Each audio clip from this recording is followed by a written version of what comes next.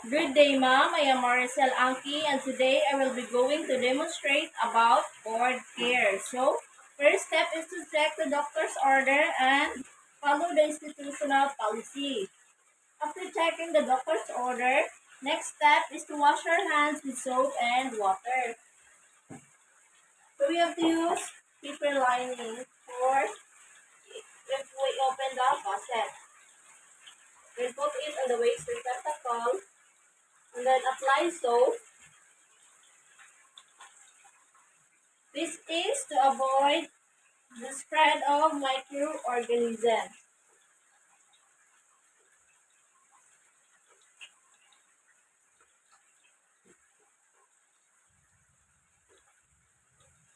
And then rinse your hands thoroughly with water.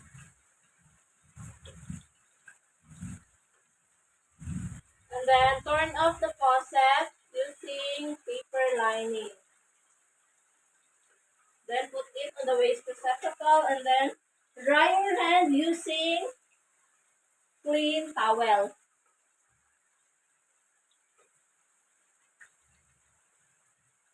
After washing your hand, next step is to identify next step is to obtain the cord care tray. So, we have here a sterile picking forceps, clean, the clean diaper, the sterile gloves, the sterile container for sterile cotton balls, the 70% alcohol solution, the the wrap sterile cotton buds, the wrap sterile cotton balls, and the kidney basin with the paper lining. So next step is to explain is to is to identify the patient, explain the procedure to the mother, and go to the infant. So good morning, ma'am. Ako dai si Maricel Anki, ang inyong nursing assistant karon. So kinsa gani pangalan sa imong baby, ma'am? Ah, karon ma'am, report care ko ma'am, which is ako siyang limpyohan ng puso sa imong baby ma'am. So while galimpyo ko ma'am, ma-observe ra ka ma'am para pag sa iyong balay, kaya malimpyo sa puso ng bata. Okay ra ba ma'am? Okay, thank you ma'am. Next step is to bring the baby to within the safe area within the mother. Ako siyang kuhaan ma'am ha.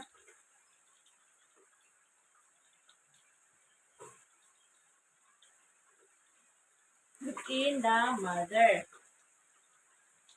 Observe that ma'am ha. And then, next step is to expose the cord area.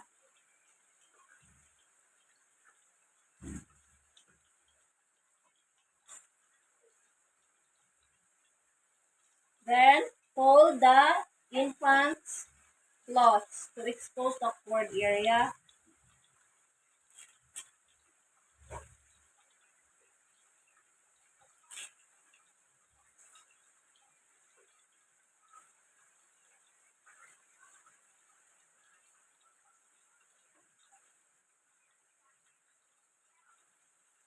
Next step is to um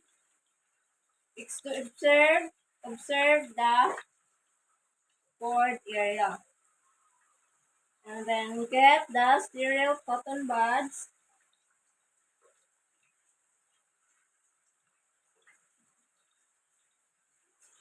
Observe closely the condition of the cord, of the stump rather, and smell.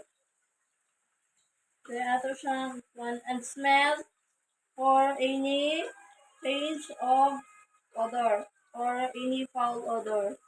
So, this is to ensure that uh, if the ang pusod sa baby kay na infection ba or wala. So, the smell is okay, and then let's proceed to the next step. So, after checking, next step is to put on sterile gloves.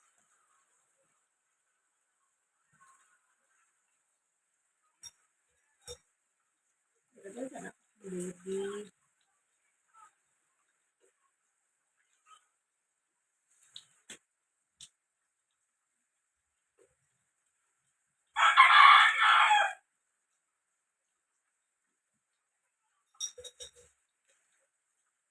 Then put on sterile gloves.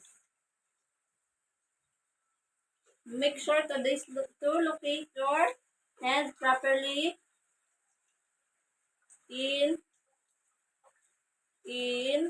wearing the gloves. Then after wearing the gloves, next step is to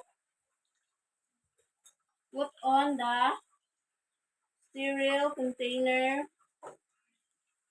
for the sterile cotton balls.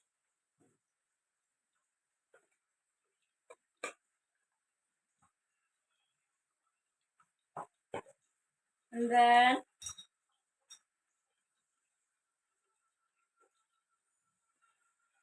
palayo na to siya sa mga mga mga dirty and mga usable nga things. Then we should put the wrap sterile cotton balls. Then put it on a kidney base and then put apply alcohol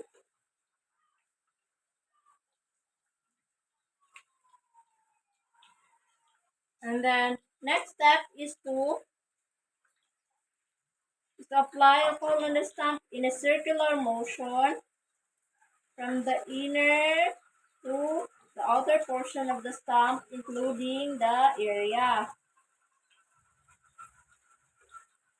So we should one single at a time. So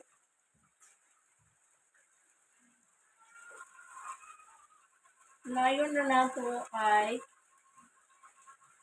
to ensure the safety of the baby.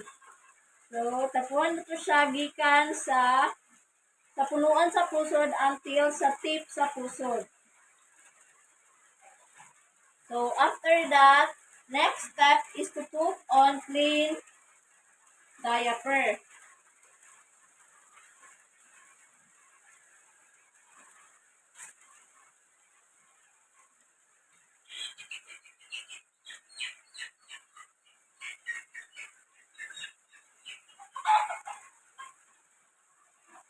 Then make sure na ang diaper dili jud mo abot sa cord area para safe ang safe ang cord sa baby. So on na to siya gamay ang diaper.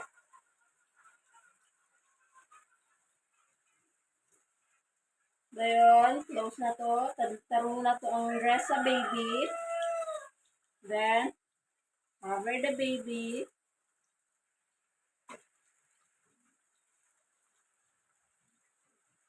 And then, endorse to the mother.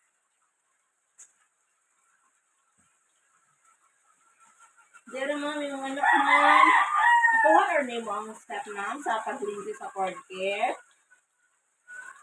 Maayos. Dere ma'am, yung anak ma'am. Thank you po. So after endorsing the baby, next step is to do aftercare of the equipment, discard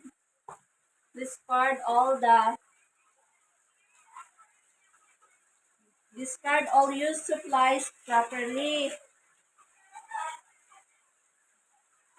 Then clean used forceps using the soap and water put on a tray. So, basa na to ni siya.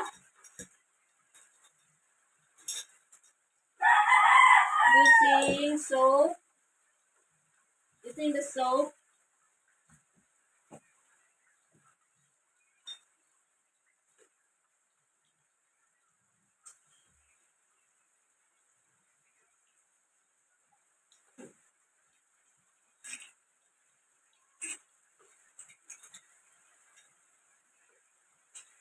And then is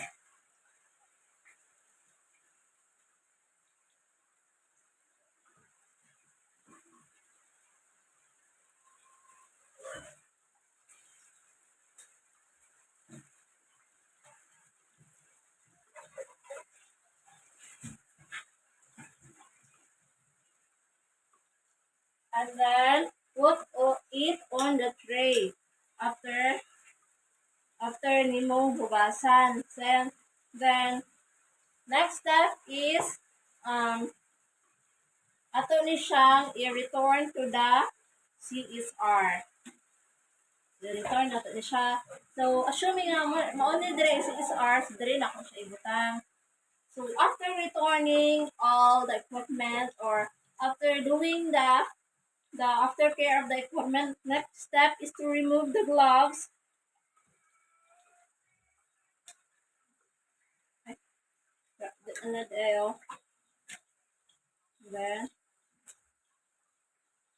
Then put it on a picnic basin and then wash our hands.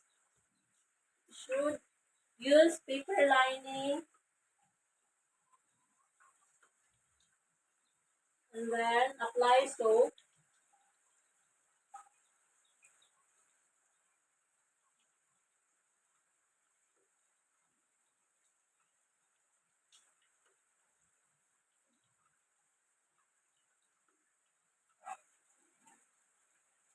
This is to avoid contamination. To avoid the spread of microorganisms. Then rinse thoroughly and then close the using paper lining and then dry your hand using a clean towel.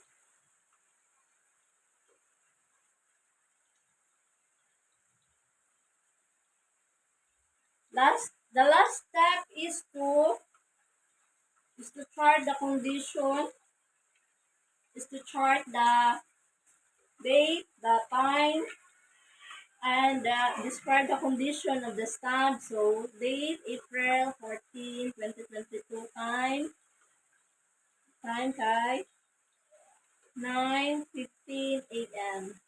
Condition is good. So that's all. The last step is charting. That's all for doing the cord care. Thank you and God bless.